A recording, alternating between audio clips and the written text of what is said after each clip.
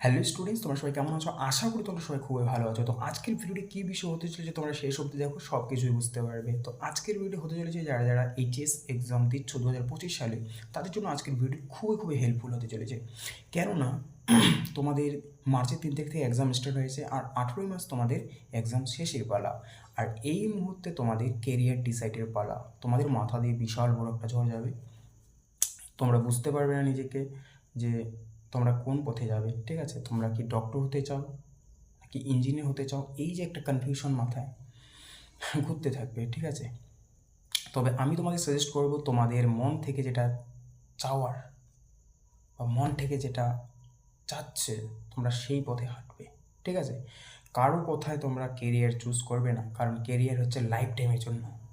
So এটা একটা খুব বিগ ডিসিশন। আর তোমার যদি ইন্টারেস্ট না থাকে যে পথে তুমি যাবে, তো সেখানে গিয়ে তুমি টিকতে পারবে না বেশি দিন। ঠিক আছে, সো দ্যাট কারো কথা ধরবে না, তোমাদের পছন্দ অনুযায়ী তোমাদের ইন্টারেস্ট অনুযায়ী তোমরা কেরিয়ার চুজ করবে। ওকে, তো এটাই হচ্ছে ভাবার বিষয়। ঠিক আছে, আর তোমরা যদি ইঞ্জিনিয়ার হতে চাও তোমাদের যেই মেন যেই অ্যাডভান্স দিতে হবে। আর তোমরা যদি ওয়েস্ট বেঙ্গলের মধ্যে ইনি কলেজে অ্যাডমিশন হতে যাও, তোমাদের ওএফজি ডব্লিউবি যেই এক্সাম দিতে হবে। সেটা এপ্রিল মাসে নাগাদ মাঝামাঝি ফার্স্ট উইক সেকেন্ড উইকের মধ্যে তোমাদের এক্সাম হবে আর কি। সো ডব্লিউবির জন্য যদি তোমরা কিছু ইম্পর্টেন্ট কোশ্চেন চাও যে কীরকম ধরনের কোশ্চেন আসতে পারে, সো আমি সেটা তৈরি করে দিতে পারি, সেটা কোনো চাপ নেই।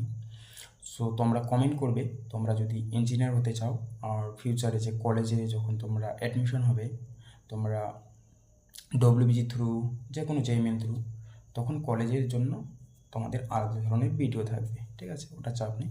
বর্তমানে তোমরা কলেজে আগে অ্যাডমিশনটা নাও।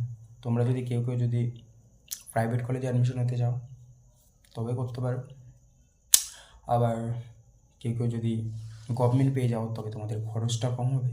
ঠিক আছে, সো ব্যাস তোমাদের এনি হাউ তুমি যেটা চাইবে সেটা হতে পারবে তুমি যদি ইঞ্জিনিয়ার হতে চাও। আর তুমি যদি ডক্টর হতে চাও তো প্রাইভেট একটা মিডিল ক্লাস ফ্যামিলির পক্ষে প্রোভাইড করা ইম্পসিবল, প্রচণ্ড টাকা লাগে। সো দ্যাট ইঞ্জিনিয়ার হতে গেলে তোমরা যদি গভর্নমেন্টে যদি না পাও তখন তোমরা হয়তো প্রাইভেটে পড়তে পারো, কিন্তু ডক্টর যদি তুমি গভর্নমেন্টে চান্স না পাও তবে কিন্তু তোমাদের খুব প্রবলেম হবে। যাদের টাকা আছে তারা অ্যাডমিশন হতে পারবে, সেই বিষয়ে কোনো সন্দেহ নেই। তো এটাই হচ্ছে রিয়ালিটি। তো ওকে, ভালো থাকবে, সুস্থ থাকবে।